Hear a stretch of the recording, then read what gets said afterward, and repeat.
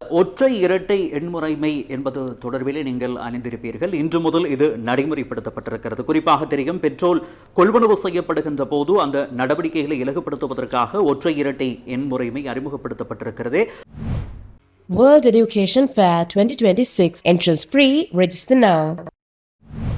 ஒற்றை எண்கள் என்று சொல்கின்ற பொழுது இலக்க தகட்டினுடைய இறுதி இலக்கம் 1, 3, 5, 7, 9 ஆகிய இலக்கங்களாகவும், இரட்டை எண்களை பொறுத்தவரையிலே 0, 2, 4, 6, 8 ஆகிய இலக்கங்களும் அடையாளப்படுத்தப்பட்டிருக்கிறது.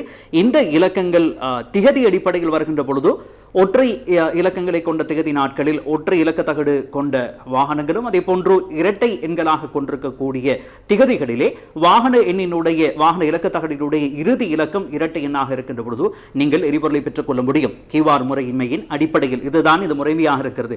அப்படியாயின் இன்றைய நாளில் என்ன நடைமுறை பின்பற்றப்படுகிறது? இன்று மார்ச் 19ஆம் திகதி ஒற்றை இலக்க திகதியாக இருக்கிறது. எனவே 1, 3, 5, 7, 9 ஆகிய இலக்கங்களை இறுதி எண்ணாக கொண்டிருக்கக்கூடிய வாகன இலக்க தகட்டிலே இறுதி எண்ணாக பெற்றுக் கொண்டிருக்கக்கூடிய வைத்திருக்கக்கூடிய வாகன உரிமையாளர்கள் இன்றைய நாளிலே தொடர்ச்சியாக எரிபொருளை பெற்றுக் கொள்ளக்கூடியதாக இருக்கும். நாளைய நாள் 20ஆம் திகதியை பொறுத்தவரையிலே இரட்டை எண்ணாக இருக்கிறது. எனவே வாகன இலக்க தகட்டின் இறுதி இலக்கமாக 0, 2, 4, 6, 8 ஆகிய இலக்கங்களை கொண்ட வாகன இலக்க தகட்டினுடைய இறுதி எண்ணை கொண்டவர்கள் நாளைய நாளிலே எரிபொருளை பெற்றுக் கொள்ளக்கூடியதாக இருக்கும் என அறிவிக்கப்பட்டிருக்கிறது. இந்த முறைமையின் கீழ் எரிபொருளை பெற்றுக் கொள்ளும் போது QR குறியீட்டை வழங்குவது கட்டாயமானது என பெட்ரோலிய கூட்டுத்தாபனம் தெரிவித்துள்ளது. எவ்வாறாயினும் இன்று மாத்திரம் QR முறைமையூடாக எரிபொருள் பெற்றுக் கொள்ளாதவர்களுக்காக எரிபொருளை வழங்குவதற்காக பெட்ரோலிய கூட்டுத்தாபனம் தீர்மானித்துள்ளது. அதற்கமைய QR குறியீட்டை பதிவிறக்கம் செய்ய முடியாமற் போனவர்கள் அல்லது பதிவு செய்து கொள்ள இயலாதவர்கள் மற்றும் இதுவரையில் எரிபொருள் பெற்றுக்கொள்ள முடியாதுள்ளவர்களுக்கு இந்த வாய்ப்பு வழங்கப்பட்டுள்ளது.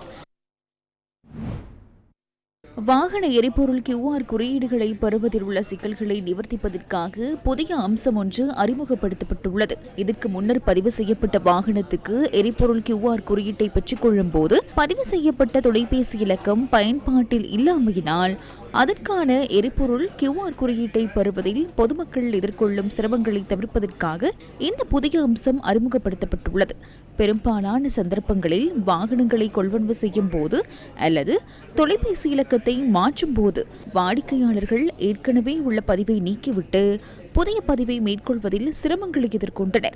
இந்த நிலையில் இந்த புதிய QR முறைமையின் ஊடாக தடைகள் நீக்கப்பட்டு QR குறியீட்டை பெறுவதை இலகுவாக்கியுள்ளது. இதற்கமைய வாகனத்தின் அடையாளத்தை சரிபார்ப்பதற்கு வாகன இலக்கம் மற்றும் செசி இலக்கத்தை சரியாக உள்ளீடு செய்தால் மாத்திரமே இந்த புதிய அம்சத்தை அணுக முடியும். வாகனம் ஏற்கனவே வேறு தொலைபேசி இலக்கத்தில் பதிவு செய்யப்பட்டிருந்தாலும் சரியான தகவல்களை உள்ளிடுவதனூடாக அந்த பதிவை ரத்து செய்து புதிய தொலைபேசி இலக்கத்தை பதிவு செய்து கொள்ளலாம். இதற்கமைய QR வழங்கும் போது அமைப்பில் ஒவ்வொரு தினம் பொத்தானை அழுத்துவதன் ஊடாக அந்த வாகனத்துடன் தொடர்புடைய பழைய கணக்கு மற்றும் தரவுகளை அமைப்பில் இருந்து நீக்கிவிட்டு புதிய தகவல்களுடன் கூடிய ஒரு புதிய கணக்கை நடைமுறைப்படுத்தலாம். இந்த நிலையில் இந்த நடைமுறையில் காணப்பட்ட பதிவை நீக்கி முன்னாள் பயனரினால் அந்த வாகனத்துக்காக பெற்றிருந்த சிறப்புரிமைகளும் அணுகலும் இழக்கப்படும். நீண்டகாலமாக வேறு தரப்பினருக்கு சொந்தமாக அல்லது பயன்படுத்தப்படாத தொலைபேசி இலக்கங்கள் கீழ் பதிவு செய்யப்பட்ட வாகனங்களுக்கான QR குறியீட்டை அந்த வாகனங்களின் உரிமையாளர் தடையின்றி பெறுவதற்கு